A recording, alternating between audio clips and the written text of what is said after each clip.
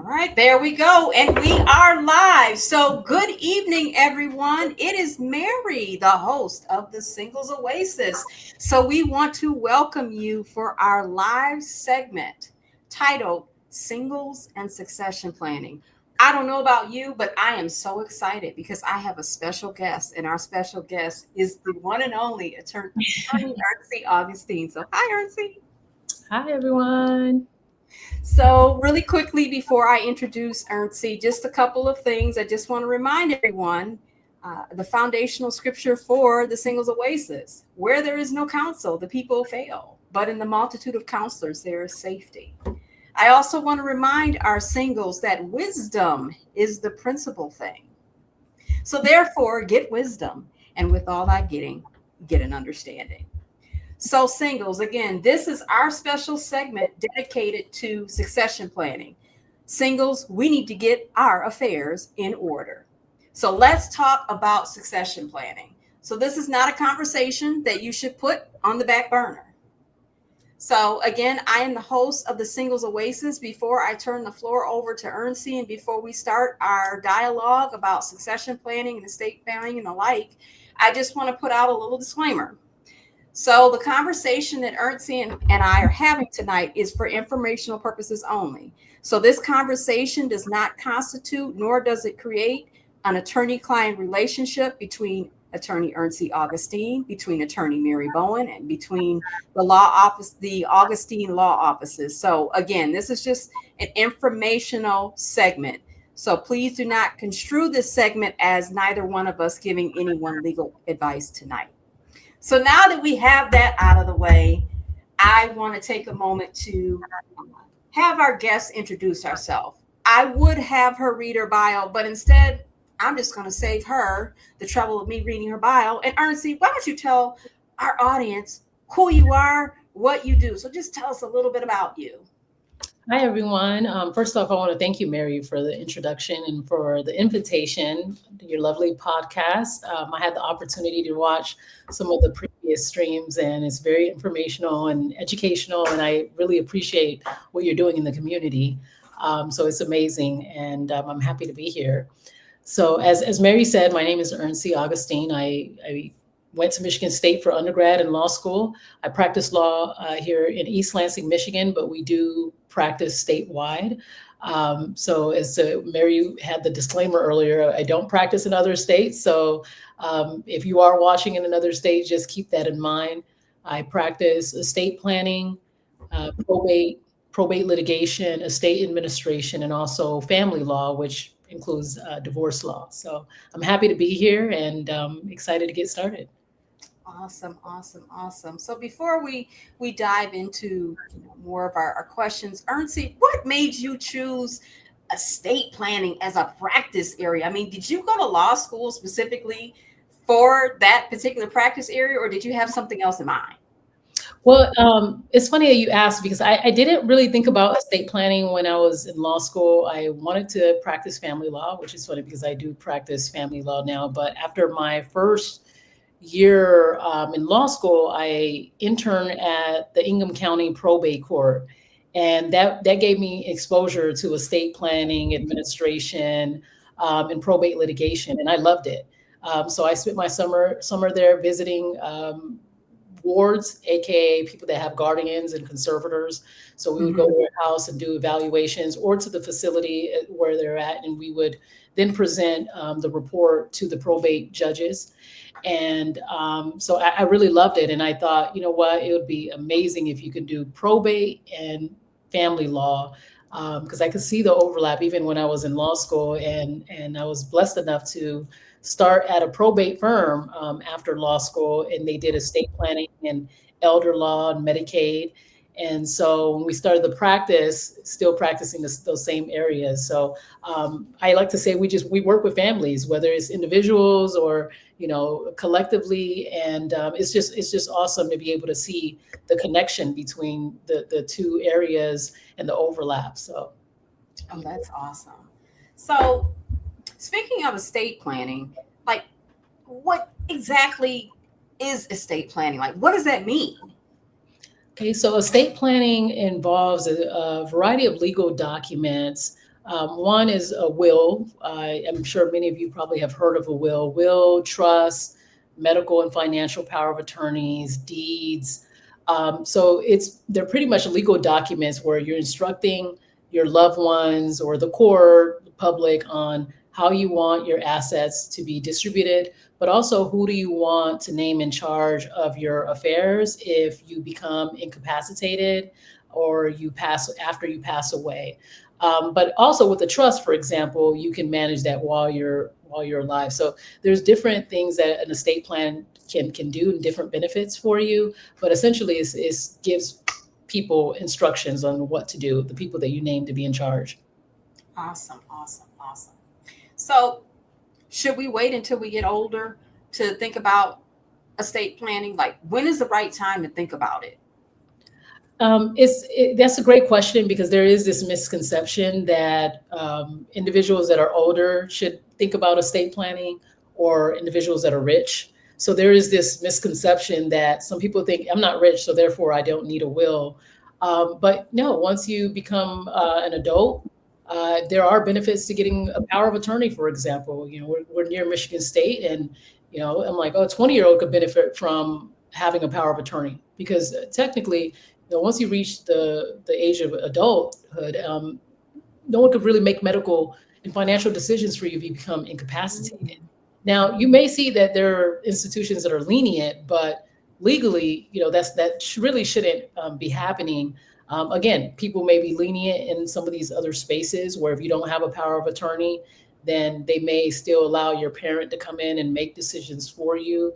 But as we know, everyone doesn't get along with their family members. So, as you could imagine, that some of these, when you think about doctors and nurses, there's a liability aspect to allowing a random family member to make big decisions. So if you're not married, for example, there's benefits to having a power of attorney, even more benefits to that, because you don't want them to assume that sister or mom or dad should be the one making those decisions, especially if you don't have a relationship with them, or they may just not be the best person to be making that decision. Okay. So I just have a general question, just for myself. I kind of have an idea, based on my background, but do property law and probate law, how do they intersect? So probate law, one thing I do love about probate is that you get to dabble into other practice areas. Even if you're not practicing those areas, you get to learn more about those areas. So for example, real estate, right? When we're dealing with probate, going through either through probate court or drafting a deed, we're dealing with real property. And so you will find that a lot of probate lawyers have knowledge about real estate law because of the work that we do in terms of funding a trust, for example, or administering the estate. So we definitely, there's definitely overlap. We have to be educated in those areas. Another thing that we also do going through the estate process is get properties listed and retain realtors to get those properties listed and sold, and the proceeds distributed to beneficiaries. So there are definitely overlaps there as well.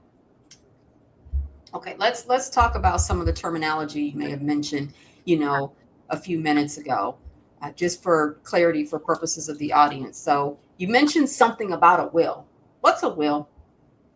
So a will is a legal document, kind of like how I explained it earlier. It provides instructions to your loved ones, to the court, as to what you want to happen after you're gone. So if I sign a will today, it doesn't necessarily mean that the personal representative, so the personal representative is the person that's in charge, AKA executor. I know sometimes people call them executors, but the personal representative is the individual that you name to be in charge of your estate. You can name several individuals in order. You could say, for example, if I say I want to name 3 personal representatives, I can name my mom first. If something happens to her, she's unable. Number 2, I want to name my father. Number 3, I want to name my sister. That's an example. But they can't do anything with that will in terms of like acting in their role, right? They're not going to put on the hat until after I've passed away.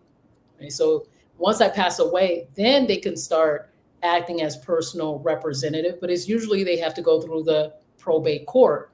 in order to get their letters of authority to begin acting as personal representative. So that's the purpose of a will. You can name beneficiaries in your will. Who do you want to be in charge? What do you want to happen to your personal property? But a will doesn't avoid probate court. So that's just something to put out there. And people assume that a will avoids probate court, and it doesn't. There are obviously benefits to having a will, but it's really a trust that avoids probate. Because I've seen, in some instances, where wills are challenged, whether um, the person that, subject of that will, they're questioning their capacity. So was the will made in duress? Did they have the capacity? Were they incapacitated, at the time? Was there undue influence? Like I've seen, challenges, made to wills, and we may, depending on how much time we have, we may discuss that, a little bit later. I've heard of something called a pour-over will, and I'm not really familiar with that. What is a pour-over will? So a pour-over will actually goes in line with having a trust. So essentially what you're saying is that let's say if I forgot to fund my trust, put something in a particular asset into my trust, the pour-over will references the trust. So for example, if I have a pour-over will, the beneficiary section can say, Ernscie Augustin revocable trust. Mm-hmm. So it puts the reader on notice that there is a trust. The trust and the will go together, right? And so that's anytime you see a pour-over will, you're likely going to make the right assumption that there is a trust. They go together. They go hand in hand. And what we're essentially saying is that, hey, if I forgot to put a particular account in there, I want to provide this to probate court so they could know that we need this asset to pour into the trust. Okay, wow, I did not know that. So okay, here's the thing. So you mentioned that. So are pour-over wills common then? Sounds like they are. But. Yeah, they are common, especially for individuals that end up getting trust agreements. But if you don't have a trust, then you could just get the will. It wouldn't be a pour-over will, you just get a will. It doesn't have to be a pour. So we usually do the pour-over will when a person or a couple, an individual or a couple ends up getting a trust agreement. And speaking of a will in general, does a will have to be filed anywhere? For example, does it have to be filed with, the Register of Deeds, or does it have to be filed with the court? I'm not clear about that. Yeah, not necessarily. I mean, some people do. And for example, I think it's like $30 or $40, probably less than whatever county you're in. Every county is different in terms of their probate court. But if you don't, for example, if I sign a will today and I don't record it, with the probate court, that doesn't necessarily mean that the will isn't properly executed. But when it's time to open an estate, we have to say, hey, there's a will, and we record the will with the probate court when we're submitting the application to open the estate or the petition. Okay. So you mentioned the trust a few moments ago in terms of the pour-over will accompanying a trust, in terms of assets that might not have been originally included in a trust. But what is a trust? So a trust is also a legal document that explains and provides instructions as to what you want to happen to your assets. Now, the difference is a trust does avoid probate. Let's say I create a trust now. You remember earlier I said if I create a will and I name my mom, dad, or sister, they can't necessarily do anything with it because I'm still alive, right? But whereas a trust, I can create a trust and start acting as trustee of my trust. While I'm alive, I can still manage assets and transfer to my trust, manage them as trustee. If I step down or I'm unable or I become incapacitated, my mom could step up as successor trustee and continue managing it while I'm alive. So that's another benefit of having a trust, is that you can manage assets while you're alive. Whereas a will, you can't necessarily do that because it's pretty much saying after I'm gone, that's when the personal representative could, start acting. Whereas a trust, you could put terms and it's a lot more broad. You could say, this is what I want to happen during my lifetime, and this is what I want to happen after I've died, right? So a trust creates a lot of flexibility in that sense. I know, and we call them trustees. The person that's that you name to be in charge will be a trustee. Mm-hmm. Whereas will, the person you name to be in charge will be a personal representative. And I know that, a lot of people think that they should get a trust. There are definitely benefits to getting a trust. I don't think that one size fits all. Like I don't have that. I don't have that type of practice where I say everyone needs to get a trust when they come through the door, because I don't think it's a good fit for everyone. But there are definitely benefits. But if you have a will, there's just ways that you can set up your assets where it could avoid probate. Before I have you kind of talk about the difference between the two, you kind of alluded to that in terms of those that will, that are responsible for, I guess, I don't want to say executing, but in terms of following those instructions that are left by whether it's the devisee, excuse me, the devisee or the settlor. I believe those are the common terms that are used. Pardon our legalese, everybody. But let's just say hypothetically, if someone were thinking about whether it's a will or a trust, and they would like to maybe meet with an attorney to, kind of talk about these things, are there things that they should maybe bring to, your office or to an attorney's office if they're looking to possibly have those documents drafted and or executed? Yeah, that's a great question. We have an estate planning questionnaire that we send to a client once they book an appointment. And we typically say, if you can send it to us the day before your appointment, that would be great, about 24 hours in advance. But sometimes clients come in with the questionnaire. That's totally fine as well. And this questionnaire essentially asks for, information. And you may think that it's not important as a client. You definitely want to make sure you're filling it out. And parts that are not relevant, you can leave blank or cross out and just tell the attorney that. But the reason why it's important is because the attorney used this information to gauge as to what type of estate plan that you should get. So in general information like, your name, date of birth, children, grandchildren, assets. So where are your properties? Do you have any real properties, life insurance policies, investment accounts, bank accounts? Do you have beneficiaries' name? Who are those beneficiaries, right? So it's pretty, and it's lengthy, but it really gives the attorney information to properly advise you. So, and we also say if you have any documentation that you would like to attach, like any deeds, any lien, mortgages, things like that, attach it. I usually tell clients, if you don't know, I would rather you just bring it to the meeting, because I would rather you bring more than not bring enough. And then we draft something and it's like, hold on, we didn't know that, this particular asset existed. So the fun thing about sending out those questionnaires is clients usually come in, they're like, I hadn't thought about this particular asset in years. Like this questionnaire makes me think about, what do I really own? What are the balances? What do I need to update? So it's a great refresher, but that's usually the information that we have them complete. And then when they come in, or they have it when they come in, we advise from there. Awesome. And see, I like that, because that's not something, ordinarily, even I would think about, because I would imagine that there's things that, that I would leave out or, because it's not right in front of my face, of course, I may forget about it. So that's a good tip. So everybody keep that in mind, if you're thinking about setting up some type of estate plan and there's a questionnaire that you need to fill out, that'll serve as an important reminder of items that you want to bring to, the attorney, and things that you would want to disclose. So I want to get back to, the will versus the trust. So I guess what's the difference between the two? You kind of alluded to it, but just in case, some folks in our audience have a question, like I still don't quite know the difference between the two. I have a general understanding, but I need to know the distinction. Okay. So one of the biggest distinctions is that a will doesn't avoid probate. So if I pass away with a will, then my whoever I name, right, as personal representative, have to go through the probate process.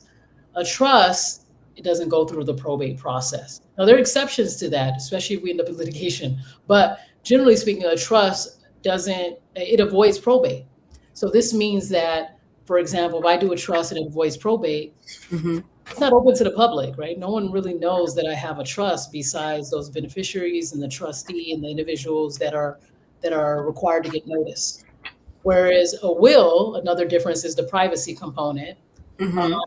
once the estate is open, that will is recorded with the probate court, or it could be recorded prior to my passing. So the will is open to the public. Now, I don't think that the average person is like, I really want to know what Ernstie's will says, or John Doe's will says. It's really not that interesting to most people. But some people do think about that. If you think about celebrities, I'm sure that many Mm-hmm. of them would prefer to have, a trust. Um, but that's really the biggest difference. A trust, when you get a trust set up, I like to say it's like an empty pot, right? It's like a pot, and you have to fund it. That means you have to transfer assets into the trust. Right? So getting the trust set up isn't the only thing you have to do. You have to actually add assets to it. So let's say I create a trust today. All I did was create the trust. If I didn't move assets in there, then what's the benefit of that, right? So I'll have to do a new deed because I want to add my house to the trust. So Mm-hmm. my new deed would say Ernscie Augustin Revocable Trust, or something like that, so that now my real estate is part of is part of the trust. So we call that the funding process. And so when we prepare a trust for a client, an individual, we give them a memo. It's like a packet that Mm-hmm. assets and say this is how you have to transfer it. We handle the deed for them because real estate is a big right, it's a big asset. The last thing we want is for someone to make a mistake. We hand them the deed and then they forget to take it to the register of deeds, or right, things happen. So we end up recording the deed. So if the person has property, we do the deed for them. We record it with the register of deed. Once it's recorded, we give it back to the client. But besides that, right, if you want to fund, let's say, for example, if I want to add my bank account Mm-hmm. to the trust, let's say I'm with, Bank of America, what I can do is I can add the trust as a beneficiary to that account, or Mm-hmm. retitle the account from my individual name to the trust, right? So Ernscie Augustine, Revocable Trust, Bank of America. I don't know what the title would be because every bank is different. Every institution is different as to how they title them on the actual statement. But that's another thing, right? You can make your trust the beneficiary of certain assets. So that's really the biggest difference. Again, I don't tell everyone that they need to get a trust. It really depends on that questionnaire, which is Mm-hmm. I usually tell people, hey, you definitely want to complete the questionnaire. And if you don't complete it, at least during the meeting, we're going to talk about it. I usually take notes and say, okay, what are your assets? I make sure that they break it down if they didn't complete the questionnaire. And we go through that together because that's going to determine whether I advise that you get a trust or not. Okay. Okay. So I think you mentioned an irrevocable trust. So I've heard those terms, used interchangeably. So what's the difference between a revocable trust and an irrevocable trust? So the revocable trust is something that I could change, I could amend, I can move property out of it as well, like move assets out.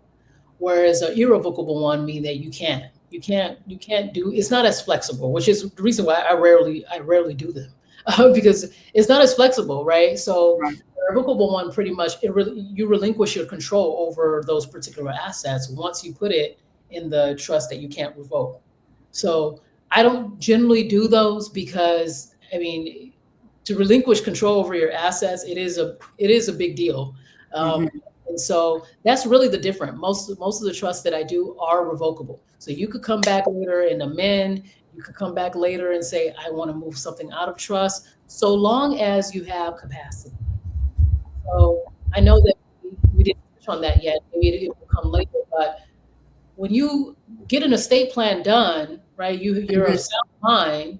Um, like if you end up, let's say you end up subject to a conservatorship or guardianship, right? There's usually a capacity issue Mm-hmm. that Mm-hmm. can change it, right? Or someone has, they're diagnosed with dementia.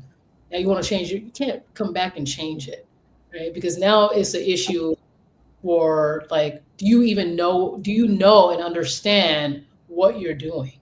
right? And even coming in, do you know and understand the nature of your assets, right? Are you Mm-hmm. in the term undue influence? So estate plans could be challenged, and undue influence or lack of capacity, like those type of arguments are made when it comes to challenging estate plans. So to do our best to protect the integrity of the estate plan, as practitioners, we check for capacity, we assess capacity, right? We also make sure that the client, we're meeting one-on-one with the client. This is what you really want. Mm-hmm. So so long as you have capacity and you're like, hey, I want to come change it, amend it years from now, then you could make that amendment. Okay. Okay. So you mentioned earlier, like kind of in the beginning where you were describing like the different components of an estate plan, you mentioned, powers of attorney. So what is a durable power of attorney? So a power of attorney, so people say durable power of attorney. Sometimes you'll hear people say patient advocate, also known as medical power of attorney. So there's medical power of attorney, and then there's financial power of attorney. And so medical power of attorney is a legal document where you say, this is what I want to happen if I end up, in a coma, or if I end up with a medical emergency, and this is the Mm-hmm. individual that I want to name. Individuals, I usually tell people name two or three in order, because if you name one person and something happens to that person, now you have a power of attorney that, you just don't want it to end up in probate if you don't have anyone to Right. step. So I usually say, try to name at least two people, two or three Right. people. But a Right. medical power of attorney, this is, we call the person we name in charge an agent. So let's say, Mm-hmm. for example, I have a medical power of attorney. I say, Mary Bowen, I'm going to name her as my first agent.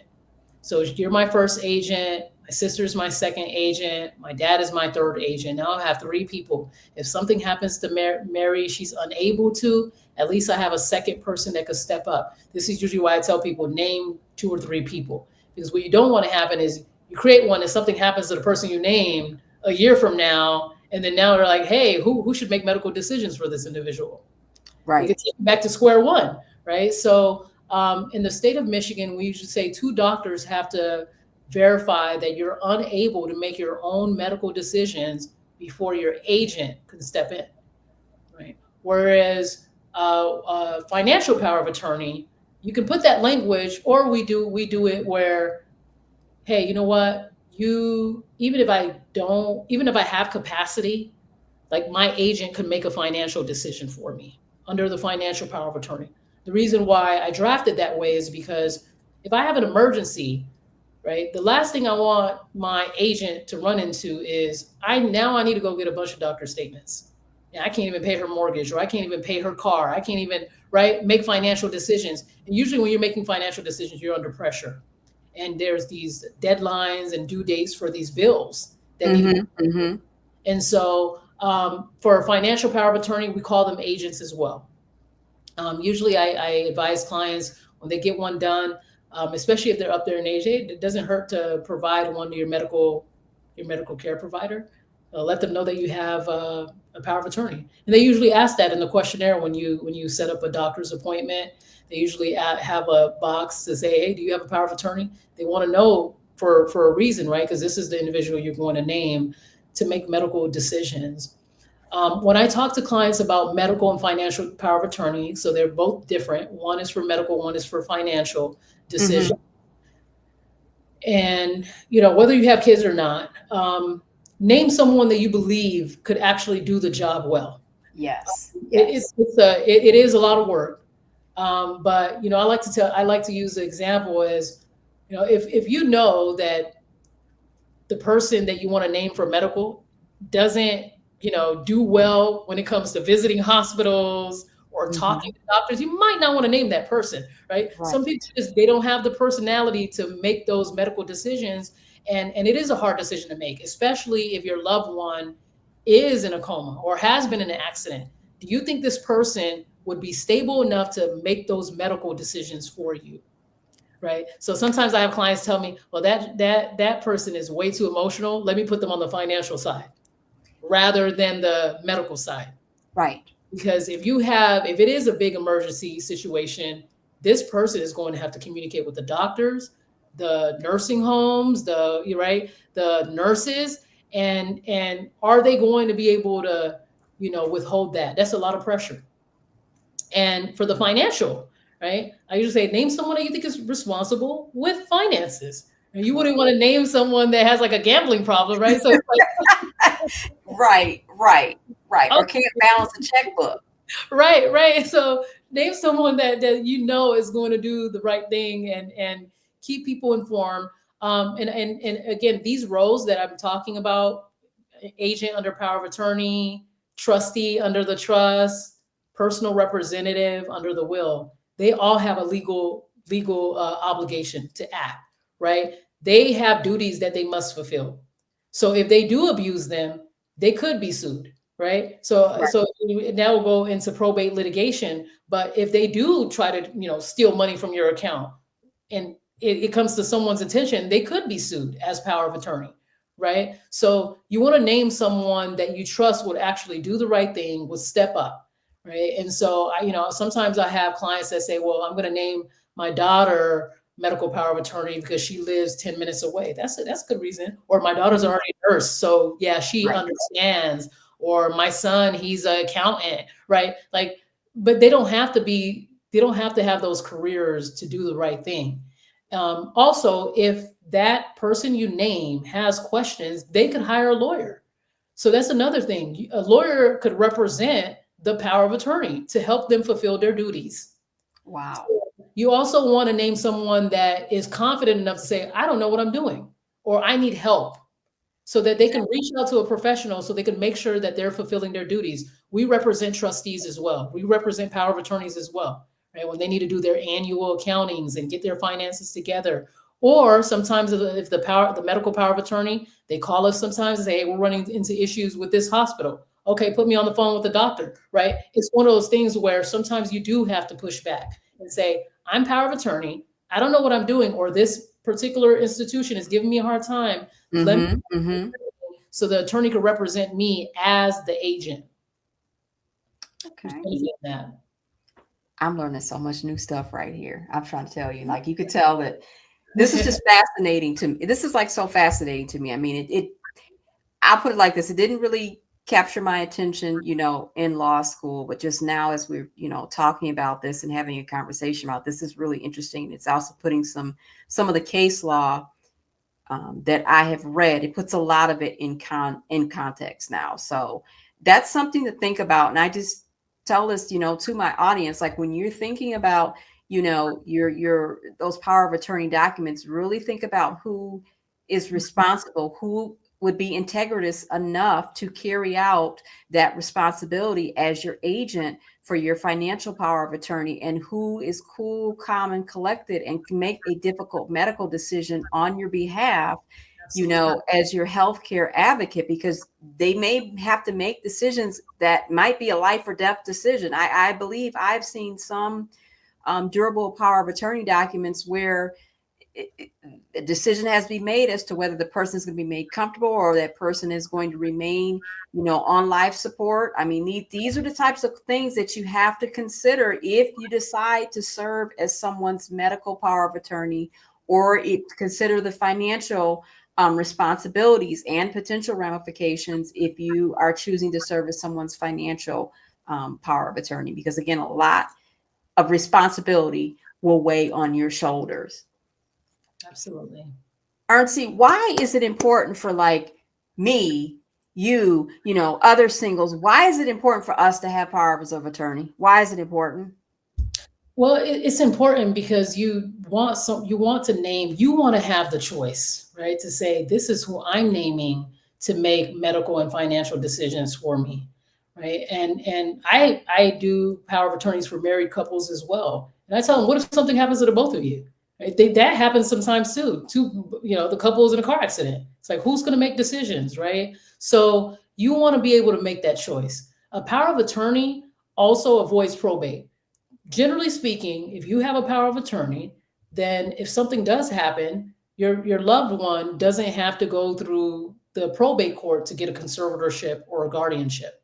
So let's say, for example, if I end up in a coma, right? Legally, my parents can't just come in and start making medical decisions for me. I mentioned earlier, there's some places that are lenient, right? I've had people tell me, well, Ernscie, I didn't have power of attorney. They let me do X, Y, and Z. Well, you understand that could put that hospital or that medical facility in some legal trouble if something would happen, right? Yeah. So my parents can't just come in. What they would have to do, my parents or my sibling, they would have to file a petition for guardianship or conservatorship, because now I'm unable to make my own medical and financial decisions because I didn't have a power of attorney. So power of attorneys generally avoid probate. There's some times where we still litigate cases where there's a power of attorney, and we'll talk about that later. But generally speaking, a power of attorney also avoids probate, like a trust avoids probate. Okay.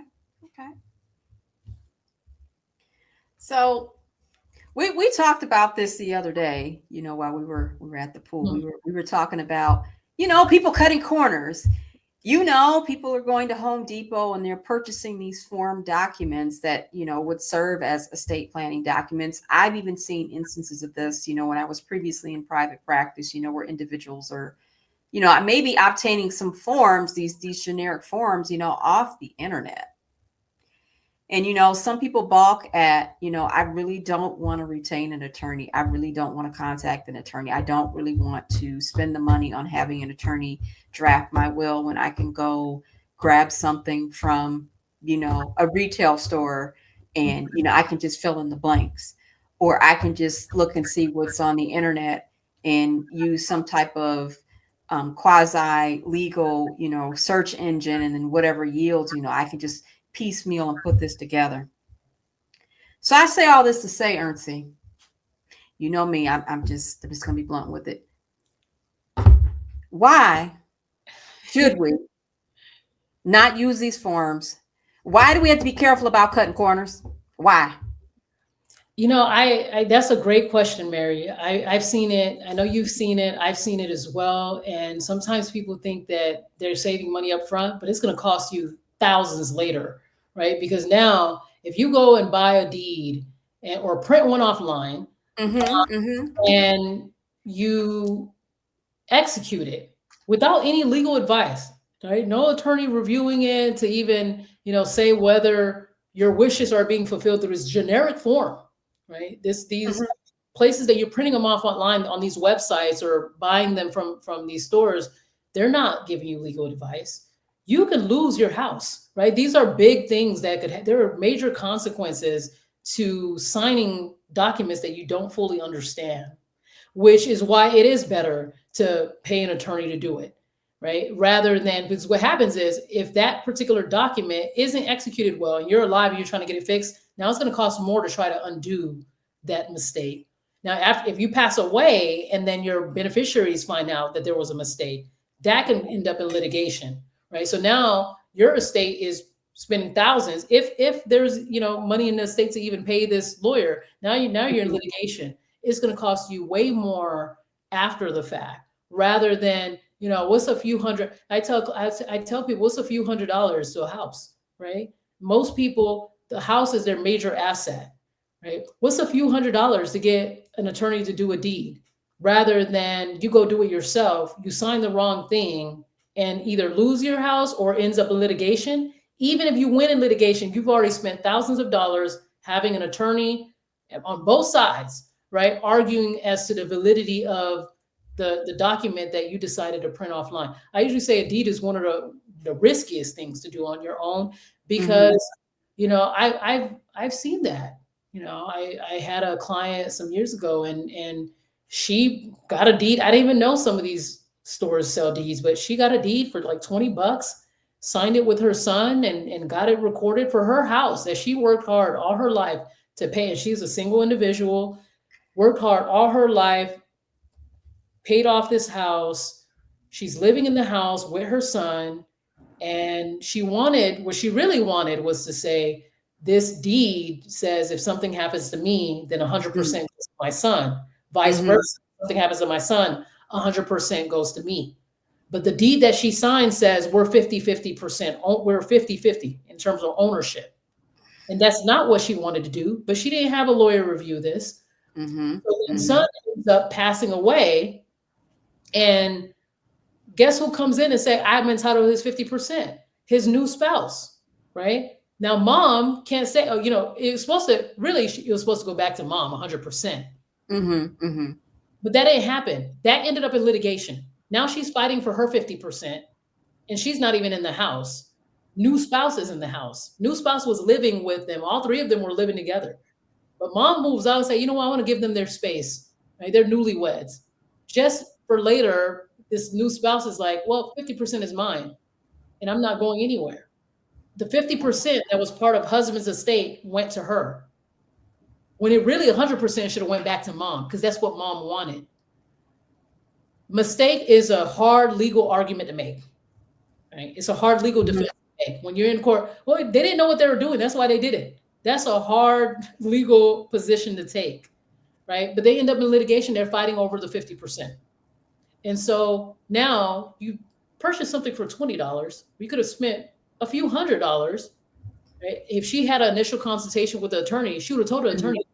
The attorney would have said, so what do you want to happen to your house? Well, this is what I want. I want, if something happened to him, it comes to me, vice versa. The attorney would have said, all right, I know what kind of deed you need to get. But the deed she got on her own said something completely different. So now you're spending thousands and thousands on a lawyer to fight to get your 50% back from new spouse. And again, mistake is not a good legal argument, right? So I just say you could lose your house, or you could lose interest in your house because you're trying to save rather than save up the money. I'm not saying nothing for everyone, but save it up, do the questionnaire, tell the attorney, this is what I want. In this scenario, this is how I want it to play out. And the attorney could do the deed for you.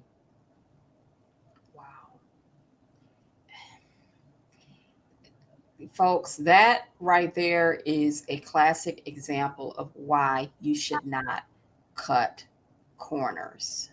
Because imagine spending your whole life working to pay off your house, and to save a few bucks, you use some type of generic form which may or may not conform to Michigan law. It may not have the correct, phraseology, because do you want to have a tenancy in common with someone versus a right of survivorship? I mean, these are some important terms that you need to be familiar with, before you execute these types of documents. Hence the reason why you should talk to an attorney, because they can explain what these terms mean and what the consequences of these terms are if this particular language is in a deed. You're absolutely right about that. It really made me think about, how I said mistake is not really a strong argument to make in court. Mm-hmm. Well, morality isn't really a strong argument either, right? That's a sad case. But it being sad doesn't mean that, right, she all of a sudden wins. And so, right, now we're trying to negotiate with new spouse, like, hey, just give her the 50%. She'll, buy each other out something, right? Some kind of compromise, some kind of middle ground, and she resisted. And so morally, some people that are watching this may say, well, that's so wrong, right? Wrong and illegal or legal are they're different things, right? So I can't necessarily tell, well, you know what, Your Honor, this is morally wrong what new spouse is doing, right? That's not a grounds for me to win. And so you want to keep that in mind, is that sometimes, especially, in general, in our society, we say, well, that thing is wrong. Wrong, illegal, and legal, they're not the same thing. The law is the law. And if you go out and buy something and you execute it, right, it's not like I could have argued she didn't have capacity, because she knew what she was doing, right? So there are so many corners that people try to cut. But I would say, when it comes to your house, really try your best to not cut corners with that. And she was, I think, in her 60s, 70s. You worked all your life. This is the only property you had, and you paid it off. And now this person said, hey, I'm entitled. The spouse is saying she's entitled, and she's not going anywhere. And you don't want to end up in that situation, because even if you win, now you spent thousands on an attorney to get you to that win, rather than a couple of $100s at the beginning to get that deed done for you. Wow. Because because I always question, because I know that these documents, they do exist, and there's some services that claim that these documents purport to, a particular, state's law. And I often, call into question, is that actually true? Like, and again, I don't want you to get in a situation of, where you're giving legal advice, but I guess what my main concern would be is, do these documents even comport with, since we're in Michigan, do they comport with our filing requirements? Because I know the Register of Deeds, they're very particular about deeds being filed. Like, are the margins the correct size? Do you have the right font? Do you have the correct legal description? I mean, you don't even want to find yourself in a situation where, you might clog up or your title. You might cause an encumbrance on the title. Like, you're 100% right on that, Mary. I had a case years ago and tried to do it himself, print them offline. I'm not even sure where he got it from. A bunch of deeds to deed his property. He had like rental properties, had over 10 rental properties, printed them off offline, signing them himself, and sends them to the Register of Deeds. Register of Deeds rejects the deeds because, like you said, they're very particular, right? They have these rules about the margins and everything else. So if you didn't do that, it gets rejected, right? But at one point in between that time, he talks to the attorney. The attorney said, "I am willing to do the deeds and your entire estate plan that goes with the deeds." But he wanted to go do it he went to, take cutting corners. I'm just going to print them offline, sign them, send them to the Register of Deeds. They get rejected. By the time it comes to him, right, he sits on it for several months and then he ends up passing. So now, now we're in court trying to get these deeds to be, admitted. It's just so costly. He passes away before he could even correct the situation. And so you just never know, right? Life is short, but it costs thousands of dollars to try to fix those issues rather than, why not just had to have that attorney at the time just do them, especially with that many properties. But, my point is, if the Register of Deeds sends them back, that was already a sign, hey, they're not recorded, they're not accurate, and he got them offline. Who knows what website he got them from? But he just printed a bunch of deeds offline and it wasn't recorded. So, and you're right, I've seen websites where, it's unclear what state, those websites are connected to. They'll just say, hey, you just do a quick Google search and this would apply to X amount of states. And it's like, how do you know? How do you know that? How do you trust? It goes back to what I said earlier. Like most of us, right? We spend all our lives working hard and creating, creating and trying to build security, and just to lose it because we didn't want to do our due diligence. It is shocking, but knowledge is power, which is why I say kudos to you for having this podcast, because you're educating the community and as to what they should do, whether that's estate planning or medical.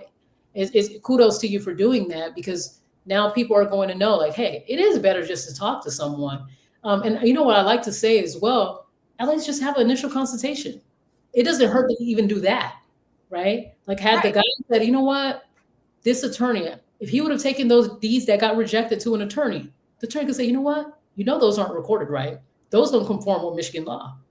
Even an hour or two conversation could have pulled him out of that, right? So even if it's a situation where you're like, I can't retain an attorney right now, but I can have a consultation with one on my desires, at least I can know what my next steps are in a few more months here.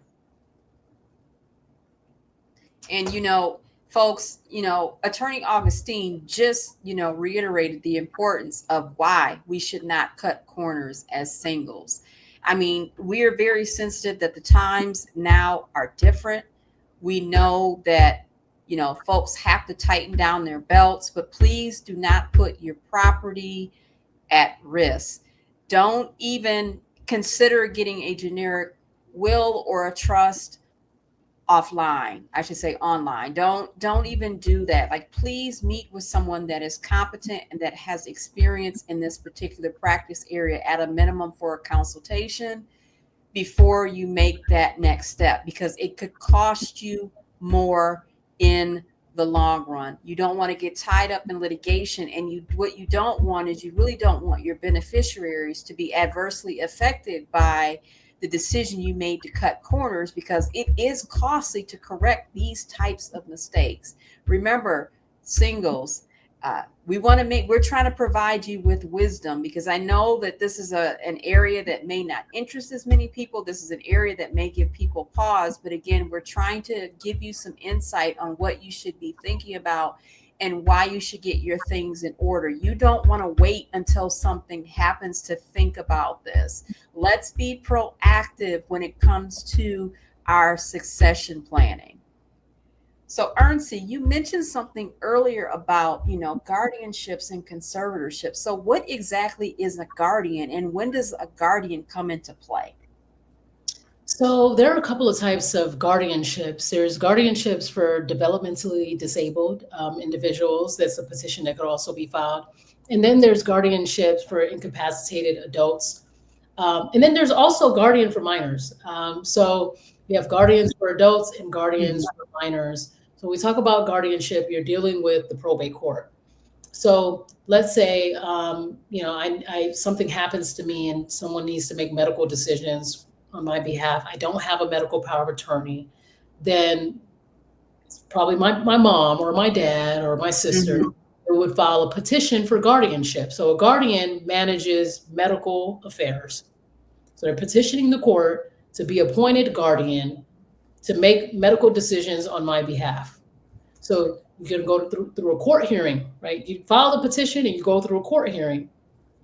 So, and then usually a guardian ad litem is appointed to investigate, but the judge will sign an order appointing this individual to be my guardian to make medical decisions for me. Whereas a conservator, there's conservatorships for adults as well, and minors.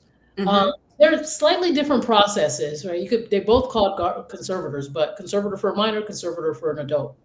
Conservatorship means that you have to petition the court. There's a court and investigator, guardian ad litem, is usually appointed. And when the judge signs an order saying that this person is my conservator, that means that this person could make financial decisions on my behalf. And when you complete the petition, whether that's the petition for the guardian or a petition for a conservator, it's a form, and there's usually a section as to why does this person need a guardian or conservator? Is it mental illness? Is it mental deficiency? Is it physical infirmities? Those type of things. So it's a guide to for you to know what exactly does the court want to know before I'm appointed to make medical or financial decisions for this individual. But you have to go through the probate court to get those things in place. Wow. And so in this instance, because you've explained the differences, between the guardianship and the conservatorship, but why are guardianships and conservatorships important? So guardianships and conservatorships are important, especially if you don't have a medical financial power of attorney. I'll say this, it's more in terms of like legal work, and I'm sure there may be attorneys that are watching this, and perhaps they would agree. It's more expensive to go through the court process than to get a power of attorney. So when I mentioned earlier that a power of attorney avoids probate, that's another reason why it's better just to get the power of attorney. It's less expensive than now you have to hire a lawyer to go to court, right? Now, with that being said, there are people that file a petition for guardianship and conservatorship that are unrepresented, right? It happens. But a guardian is to make medical decisions, placement decisions as well. They can make placement decisions like move to a facility, home, things like that. And then the conservator is to manage your finances, and it's a court order, right? So power of attorney, the court isn't involved in that, right? You're getting it done with the attorney. They're drafting it, executing it with you. Power of attorney is not part of the probate court. Conservatorship and guardian, there's exceptions to that. Like I said earlier, if it's in litigation, then those power of attorneys could be admitted. But conservatorship and guardianship, you have to go through the probate court in order to get those things done. Okay. if you see me, turning my head every so often, I'm just taking notes because I'm like, I'm so enthused, and it like just I'm just really blown away about some of this information because I only have a basic understanding because again has not been my practice area, but these are just some things that are helpful. Yeah, and to your point, when you made a point earlier about going to court, a guardian and a conservator also has duties. Mm-hmm. So I mentioned earlier that the trustee, when it comes to the trust, the personal representative, when it comes to the will, the agent, when it comes to the power of attorney, they have duties. But a conservator and a guardian also have duties. When you're appointed by the probate court, there are requirements that you have to follow. So that's a difference as well. Right? If I'm conservator, I usually have to do annual accountings to the court. It's court supervision when you get a guardianship and conservatorship. Power of attorney doesn't have court supervision. Right? Okay. But a guardian and conservator has duties that they have to meet annually, right? Because in all those documents, you're filing them with the court annually, right? So in some ways, some people would say that's more work, right? Because now you have to notice the court and notice the interested parties. At a power of attorney, you don't have to do all that with the court. And the court could reject your accounting if you don't do it right. So this is, why I mentioned earlier, in any hat that you're wearing, whether you're power of attorney, personal representative, trustee, conservator, guardian, you could be represented by an attorney. Right? So we have clients now, we're representing them in their, what we call fiduciary role. So all of the names that I just gave you, it could all be summed up fiduciary. Fiduciary is the person that's in charge, right? So fiduciaries can hire an attorney to represent them for them to make sure that they're fulfilling their requirements. Because if you're not, whether it's intentional or not, right? If you're abusing your power or you're messing up on docket, you could be removed by the court, right? So someone could file a petition and say, well, Ernscie's my mom's conservator. It's been 1.5 years. She hasn't done any accountings. We don't know what's going on with the money. And now there's a hearing as to my suitability. Should I be removed and somebody else gets appointed instead? So in all of these roles, you're wearing a hat and you can hire to help, have someone help. You don't have to just do it by yourself, especially if you're confused on the duties, which is a lot, I think, when it comes to accountings. It's a lot of work for sure. So just keep that in mind that you don't have to walk it alone. Like if you don't have somebody to help you, because sometimes that happens too, where the person that's wearing the hat, the family's not really helping them. And they're carrying all the weight on their own. And they need help. So they'll talk to other professionals to help them, CPAs, right?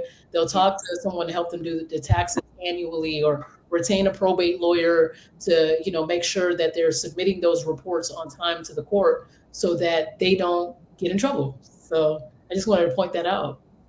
I'm glad you brought that up because that's something that we don't think about. Again, just some of the cases that I've seen, in terms of litigation, I've seen extreme cases where a trustee has been removed or a conservator, has been removed because, there's been a breach of some of their fiduciary duties. But in this instance, this is also singles why it is so important. If you're serving in a fiduciary capacity and you have questions, please seek out the professionals that have, the knowledge and the wherewithal in these particular areas. So if you need a CPA to help you with the accounting, hire the CPA. If you need a lawyer to advise you about your responsibilities under the law, hire a probate attorney.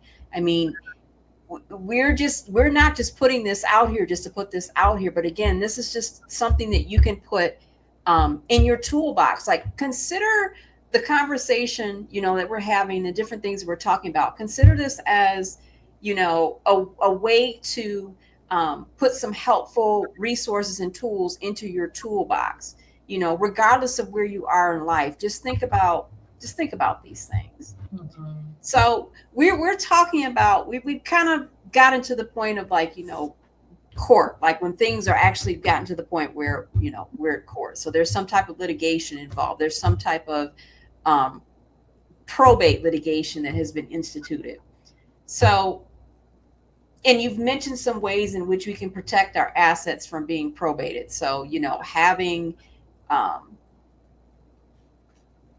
having, having the trust, for example, having a power of an attorney so the court doesn't have to appoint, a guardianship or a conservator. But let me ask you this, Ernscie. So when thinking about estate planning, because I have some singles, in my audience, that are single parents.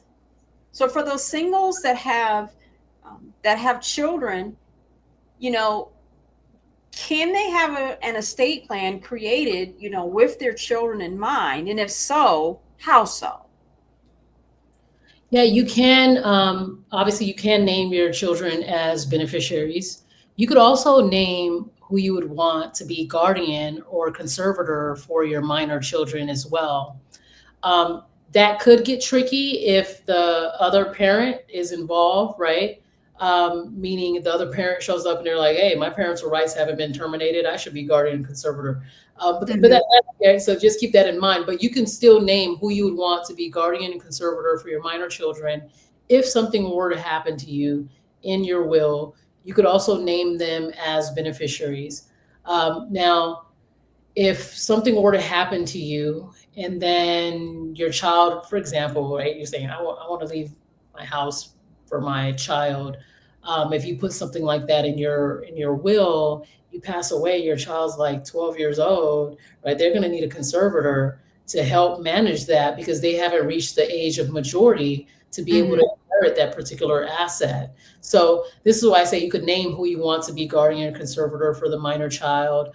Or another example, where we had a case where, dad died and left money for the minor children through a policy, but one of the children was like 14, right? It hasn't reached the age of majority. So the insurance company didn't release the funds to mom. The insurance company sent mom a letter and said, the only way we're going to release it is if you give us a court order showing that you're the conservator for this minor child, right? So, which is her child, but she ends up getting a conservatorship to be conservator for her minor child, and the funds she deposits the funds into a restricted account, right? And it requires probate court supervision, right? So the funds could be released once the child turns 18, which is something I'd say that I appreciate about the probate court in the process, because, you don't want someone taking advantage of a minor child and taking their money, right? So it's like, okay, you haven't reached the age of majority. We're not releasing $50,000 to a 10-year-old, right? It's like, okay, but once you reach the age of the majority, I appreciate that the court has, the state of Michigan has that, where they're protecting the child's best interests, right? This should be used for the child, by the child, preferably by the child when the child reaches age of majority. The money I told you about earlier is put into a restricted account. That conservator can petition the court if they need to use some of the money. But I'll say this: there's an expectation that you should be the one taking care of your child. So if I leave $50,000, just giving you an example, if I have a partner and I pass away, I leave $50,000 for the 10-year-old. The $50,000 for the 10-year-old. I don't want you taking the money and using it, because who knows what you're doing with it. That's the first Exactly. one. Secondly, it's like when the child turns 18, 19, I want them to have the $50,000 so they can say, hey, I want to go to college, I want to start a business, I want to go to trade school. Right. So there's an expectation. What would you be doing if you didn't have that money? Right. That's usually how the court looks at it. Like, I'm going to go spend all this money on all these other people. It's like, but that's the child's money. So if you have to petition the court to tap into those funds, you're going to have to explain as to why you need to tap into those funds before, and the court has to make a decision as to whether that's a valid reason or not. So they're protecting the child's best interests. And I appreciate that Michigan has, and a lot of states do have this, but I appreciate that the state of Michigan has that because they want to protect the child's inheritance. I'm so glad that that's in place. Like that mechanism is in place, because you just don't want to see an unfortunate case where, that $50,000 was used inappropriately, or that $50,000 has been exhausted by the time the child reaches the age of the majority. So I'm glad that those types of procedures, are in place. So with that being said, we talked about children. I just have one question about, the fur babies, about the cats, the dogs, whatever little pets, some singles, may have, because I know some of you out there are dog moms, cat moms, cat dads, cat moms, all of that, dog dads. I don't want to leave anybody out. But with that in mind, so can, singles make provisions for their pets in their estate plan?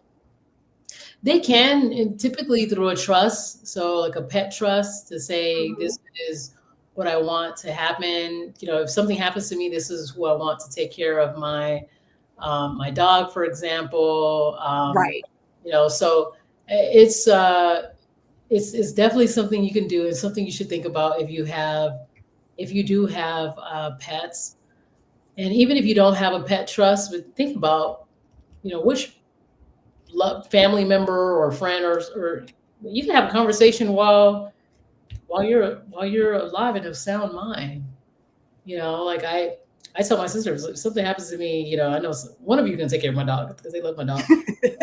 I was like, if I didn't put it in writing, I'm pretty sure one of them was like, my family, they love animals. So I'm like, someone's going to take care of it. I'm not even worried about it. But have those conversations, like, okay, this is the person I would want to take care of my dog, and or even if you're incapacitated. So even if it's not a thing where you've passed away, let's just say if something were to happen to you, do you have someone that can stop at the house and pick up your dog, or your cat, or whatever pet that you have, that can take care of your pets temporarily, until you get well and get better? Because sometimes that happens. A person will lose capacity, and then who knows what's going on with the pets at the house. That's not, that's unfortunate. Or they may not recover. And so who's going to, I don't think the average pet owner wants to say, oh, I'm just going to take my dog to a shelter. But if those things happen, it's always good to have people in mind that they're willing to step in. And I just thought of something, when you mentioned that, when you talked about, having someone step up in the event that the owner becomes temporarily incapacitated. I have seen cases where some pets were either taken to the Humane Society, or they were taken to a shelter because their owner is moved into a nursing home or moved into assisted living where they don't allow pets. So I would imagine that this is also another instance to think about, who will keep your pet, in the event that, you are no longer able to stay in your home. That's very true. And I think that, going back to our, this is part of estate planning as well. Like if there is someone that you trust, right, the person that you trust, letting them know that you do have an estate plan, right? Because I've had times where someone come in the office, they're like, I know my mom had a will, but I have no idea where it's at. I don't know anything about, right? Like that's hard too. So, and mom didn't say where it was. So now they're looking through everywhere in the house. They're like, we've spent weeks, even before coming to me, searching the house up and down. They're like, we don't see any evidence of a will. So I say, if you have someone you trust and you do get an estate plan, tell the person you trust, like, hey, I have an estate plan. So they could know, so that if there is an emergency, they're like, that's where I need to go get a copy of the power of attorney. So I could rush to the hospital and let the doctors know that I'm power of attorney, right? Somebody should know where it's at, right? So especially if you don't record it, which is part of the problem. But I think usually when an attorney prepares the estate plan, their contact information is on the estate plan. I've also found that, I've had people tell me, I know my mom had a will 20 years ago. I just have no idea where it's at. And it's like, well, it's almost as if you died without a will, because nobody could find it. Right. Right. So it's one of those things where, like, if you have someone you trust, tell them that where it's at, or keep it in a safe, or right, keep it somewhere safe or in a safe, so that someone knows like this is where the will is, or this is where the power of attorney is. Right. Wow, that's good information, and that's a good reminder. So, when would be an instance? Well, let me back up and say this: how often should an estate plan be updated? It really varies. Like some attorneys say every 5 years. Some attorneys say based on like life changes. For example, if you've expanded your family, now you have a family, um, Mm-hmm. uh, or someone has passed away. Like if you've had several beneficiaries pass away, for example, or your spouse has passed away, divorce, right? So major life changes is usually what I tell people, and I say don't be afraid to revisit it. I think one of Mm-hmm. the things about estate planning that makes it hard for some people when we really think about it. People don't want to think about their own demise, right? That's usually why people avoid, Yeah. right, talking about estate planning. I mean, there are people that a lot of people come through and get estate plans, but you have a sector of the population that's like, I don't want to think if something bad happens to me, I don't want to think about it. No one really wants to talk about their demise, but that's one thing that we all know is going to happen, right? No one's going to live forever. So I tell people it's better to be over prepared than under prepared. It's better to have your desires in writing than for the court to have to make a decision as to who should be making those decisions for you. So, so yeah, to answer your question, which I already have answered your question, but I want people to keep that in mind. Mm-hmm. That it doesn't have to be a negative thing. You don't have to say, I'm going to go with because something bad's going to happen to me. I'm going to pass away. It's like, no, it could be a positive. See it in the other way. See it the other way around. Like I'm telling people what I want. So if anything, that puts you in power. That puts you in control. Like see it from the other perspective. Not, oh, what if something happens to me? But hey, you know what? At least I put my wishes in writing so that if something happens to me, people know what needs to get done, rather than the court having to make that decision, Right. or so, because you're not there to testify. You're not there to say what is it that you want. Even if you are in a facility, like you mentioned earlier, right? Some people end up in nursing homes. Even if you're in a nursing home, what if you have dementia? So there's no, right? Usually you can't really say what you want. You're not able to really articulate it well because of your mental deficiency. So I see it more as, especially in this line of practice, because Mm-hmm. I like how you started off the segment about how I ended up in this practice area, because I tell people maybe I wouldn't be this way if I didn't have this much exposure, especially being a young adult, right? Because I Right. have young, I say all the time, I'm not going to get it until I'm like in my 60s or my 70s. But I've had young people come through with emergencies as well. I've had Mm-hmm. those that where I've had to go to court because somebody ended up in a car accident, right? So I say this to say, see it more as empowerment.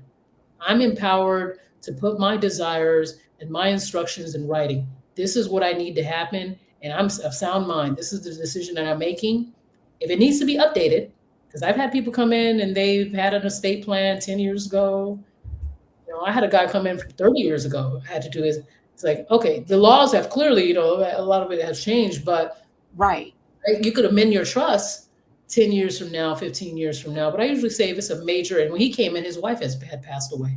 Right? That's a major life change. And so how do we, do you want to update your beneficiaries? What do you want to change? Even though he was keeping the same beneficiary because they only had 3 kids, but he knew like, I need to update some stuff because there was clearly things in her accounts that need to be transferred. But also like, now I need talking to an attorney will open your eyes, right? Now he's like, now you're forcing me to think about some of the other things that assets I may have forgotten about because it was 30 years ago. So there's a lot of benefits in doing that. Um, I usually say as well, like, how some people, they have New Year resolution. It's okay to, Yes. skim through your estate plan once a year, right? It doesn't have to be every month. Like now you're panicking, something's happened to me. But it could be an annual thing where it's like, all right, let me get my papers organized. Let me make sure another thing, check your beneficiary designations. Because I realize people forget those often. Mm-hmm. Like, oh, I opened that account 10 years ago. I don't remember who I made beneficiary.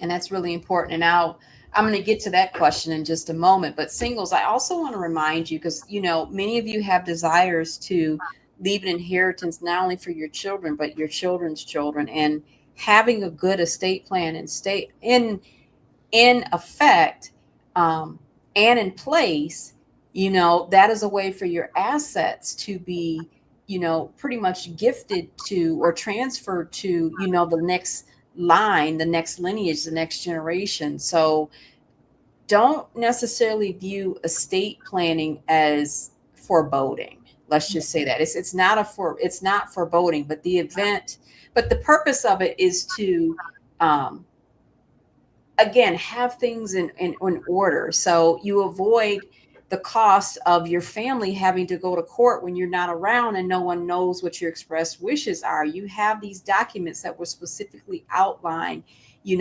what your last wishes are, or what you want to see happen to, your property and your various assets, when you go on to be with the Lord. So please, please, please, please, please, please, not only think about this, but get your affairs in order. So, Ernstie, you mentioned beneficiary, like designations. Like, what are those? And I guess, when do they come into play? So a beneficiary designation or transfer on death designation, what transpires, like, let's say, for example, you open a bank account, when you open a bank account, they give you a bunch of paperwork and they ask you, who do you want your beneficiaries to be on that form? Yes. A bunch of paperwork. And then when you look at the beneficiary designation, some people leave it blank and they forget that they've left it blank. Or some people, they'll add someone on the beneficiary form and then they forget, right? Most people aren't thinking every day, like, who's my beneficiary? So that happens. And what happens is when you name someone on the account as beneficiary, that avoids probate. So this is why we also say on the questionnaire, we want to know, what accounts do you have beneficiaries for? Because we want to talk to you about that at the initial consultation. Mm-hmm. So if that's something that you want to change, we're going to advise you, right? Like, we're going to say, hey, you need to go do that, rather than I do a will for you and you put someone different on the beneficiary designation that conflicts, right? So we want to make sure that those things align. So to decrease the likelihood that that would end up in probate court, but life insurance policy, right? You're putting beneficiaries. So when you think about the accounts, or even retirement accounts, you're putting beneficiaries down. So those are the beneficiary designation forms, and that's like a contract.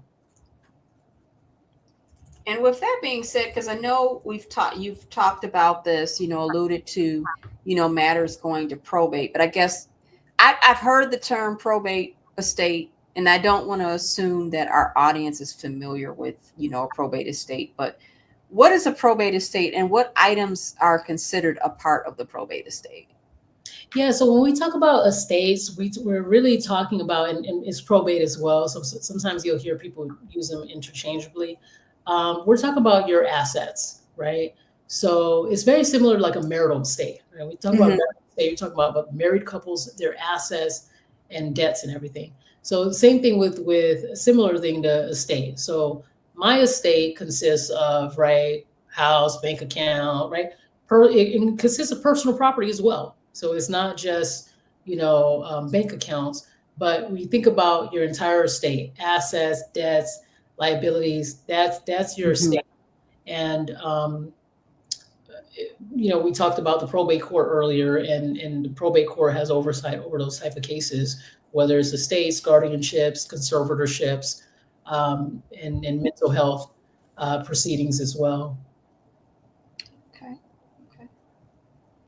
So I know you briefly, alluded to this, in terms of why it's important to select, a beneficiary designation, and why, when you meet with an attorney, you need to let them know, who your beneficiary designations, are for these particular, I'll just say contracts. I'm not calling them contracts per se, but a lot of these like the bank accounts and the insurance policies and some of the retirement accounts, they are governed by a different area of law, and these items are not considered a part of the probate estate. But what happens if we do not designate a beneficiary on these types of accounts? What happens? And there's no one named.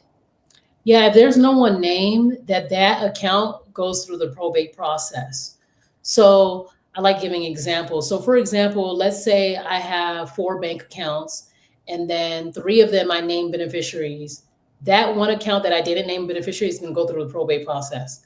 So in order for your loved one to access that account, the bank, it really depends on the bank, but they either don't want to talk to you, or they say there's no beneficiaries on there, or you're not one of the beneficiaries. It really depends on who you talk to.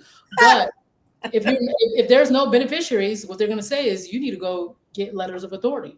What they really mean is you need to go to probate court. Ouch. You need to get letters of authority naming you personal representative in order to access this account, right? Because there's no beneficiaries, that account has to go through a probate process.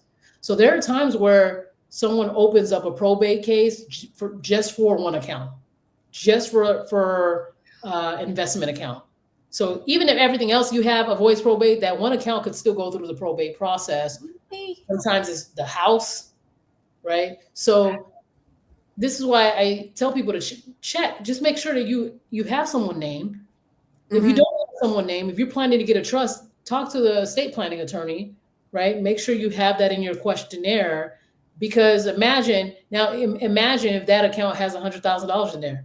No one could access it, so it has to go through the probate process. Even if your other ones don't have to go through that process, now you have to open a case with the probate court. And what happens is when we open an estate, we have to publish notice to creditors. And we have to keep it for like about 4 months, right? The estate administration is what we call it, right?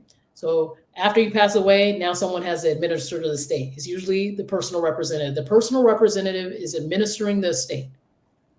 Not having beneficiaries is going to create more work. That's really what's happening, right? Because now that personal representative has to go to court for this 1 or 2 accounts, and the case has to stay open 4 to 6 something months. It really varies size of the state. Sometimes it can be open for a year, right? And all of that is just more work, more fees. And so towards the end, that's when the proceeds from the account can finally be distributed. But it goes through this series of process. I mean, there's creditors that can make claims against the estate. It's just, it is to go through if you just happen to forget to put a beneficiary on there.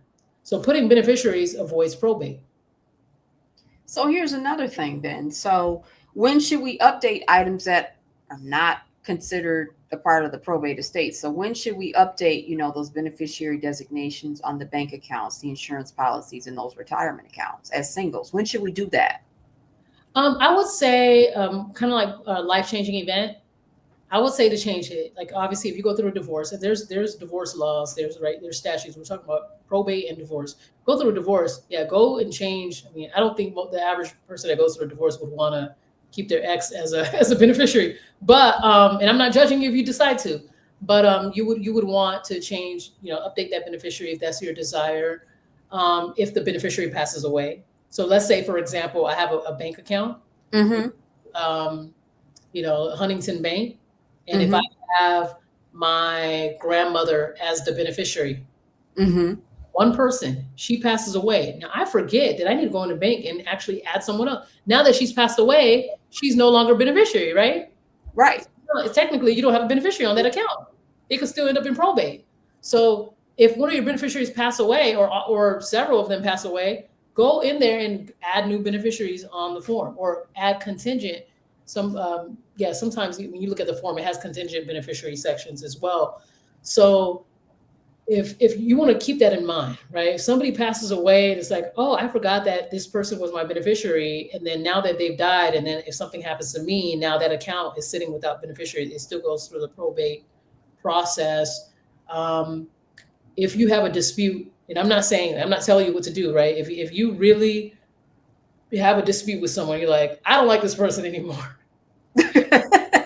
Okay, right? If it comes to your heart, I need to change the beneficiary. You need to do that, because what could happen is if something happens to you, that person inherits. Now you have family or other loved ones are like, that person wasn't supposed to get that money. My sister haven't talked to him in 10 years, right? It's like, it's going to go to them. But all of that could be, all of those issues could be remedied if you just go update it. When you get into this dispute, and I'm not saying you should automatically do Mhm. it, but you have to, follow your own instinct and your heart. Um, and another reason why we ask for disclosure on these things is because those two things could conflict, right? If you Right. forget, right? If I put a good friend on my bank account, in 10 years or 5 years we don't talk, and then I go do a will and say, well, this bank account should go to my sister, those two things conflict. The beneficiary designation form says it goes to my friend, but my will says it should go to my sister. That could end up in litigation. Because now, right, and guess who's likely going to win under Michigan law? The friend, Yep. because that was on the beneficiary designation form. So this is why we ask for the questionnaire to be completed, so that as we go through it with you, hey, you said you have your friend. Is that what you want? Yep, that's what I want. Or no, actually, I don't want that anymore. Right. So to be able to advise you, if a will conflicts with a beneficiary designation form, typically the beneficiary designation form will trump it. Got it. Got it. Oh my goodness, Ernscie. We have talked about so much valuable information. And I don't know about you, but like Yep. I've definitely been blown away. Uh, I've definitely learned something new, and I definitely hope that our viewers have learned something new. Um, we only have a couple more minutes left, so I want to make sure that if our audience, hypothetically, if anybody in their audience wants to discuss a potential estate plan with you, or if they have questions, how can they get in touch with you? How can they contact you? So our office is Augustine Law Offices, so no E at the end of Augustine. And our number is 517-939-1880. So that's 517-939-1880. Feel free to give us a call, and we'll assist you. I'm going to have you repeat that number one more time so I can make Sure. sure the banner scrolls down at the bottom. I couldn't No type problem. Our, fast. our office number is 517 Mhm. 939 1880. That's 517-939-1880. And like I mentioned, we do estate planning. We do estate administration. So after the person has passed away and the estate needs to be administered, probate litigation. So if the cases do end up in court, and family law and elder law. So there's a lot of overlap in what we do. We work with families and individuals. Like I mentioned earlier, I do have single clients as well that come in and get estate planning documents, and we're always happy to help, and feel free to visit our website as well, augustinelawoffices.com, and you'll find our practice areas are listed, and we define a lot of the key terms that I've defined today on our website as well for educational purposes. And you can also book via email, contact@augustinelawoffices.com. That's also on our website. Or you could just give us a call at the 517-939-1880 number. Awesome. Thank you so much, You're welcome. Nancy. So, just for our live audience, her contact information is scrolling at the bottom if you want to contact her law offices. So the 517-939-1880, and then also to the website in case you want to go to the website so you have more of an idea of Attorney Augustine's practice areas. Attorney Augustine, again, this has been a phenomenal conversation. We at the Singles Oasis, we are grateful for your time. Thank you for taking time out of your busy schedule to talk to our audience here at the Singles Oasis. We want to thank you for the conversation about singles and succession planning and the discussion on why it's important for us to get our affairs in order. Just for our viewers, I just want to remind our viewers, if you're not already, follow me, Mary Bowen, on Substack at substack.com / at Mary Bowen. My name is lowercase, so MaryBowen. There's no spaces. You can follow me on Facebook as well. Just look for my professional page, so Mary Bowen. I have a fancy updo with pearls and a suit. Don't forget to find the Singles Oasis. We have a YouTube page now. We are so excited about that. So you can follow the Singles Oasis on YouTube now. So our YouTube page is the Singles Oasis. So this video will be posted on our YouTube page, as well as um, my personal and my professional page. You can also look for the Singles Oasis on Instagram, and that's also at the Singles Oasis, all lowercase. So again, we want to thank you all for tuning in tonight. We definitely want to give a special thanks to Attorney Ernscie Augustin for the Yeah. lovely discussion about estate planning. I mean, we just talked about kind of a wide variety of things, and this hopefully gave our audience an overview. So again, Ernscie, we want to thank you for your time tonight. Thank you for the invitation, Mary. Keep up the great work. I really enjoyed this segment. And like I said, I watched some of the other ones that I found on the Facebook page. And, this is great work that you're doing. Great for the community. I love how you post them as well, so people could go back and reference them on their free time. So thank you for the invitation. It's my pleasure to help such an awesome attorney as yourself as well. Thank you. Thank you. You know what? Teamwork makes the dream work. And I'm so glad that you are a part of our legal profession. We are definitely so glad that, you were willing to lend, your knowledge and your time to the Singles Oasis. You are definitely, like I said, not only an asset to the legal profession, but you're also an asset to the Singles Oasis and our viewers tonight. And just as a reminder to our viewers, this will be posted. So this will be posted on all of the social media platforms that I have mentioned.